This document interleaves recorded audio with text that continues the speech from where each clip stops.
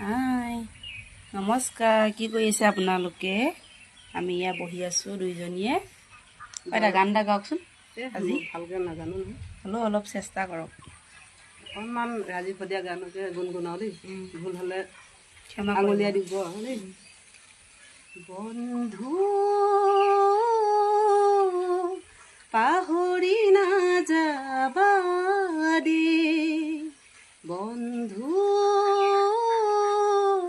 পাহৰি নাযাবা দেই, জীৱন নাটৰ ভাওলৈ উমলা স্মৃতি ৰাখিবা দেই,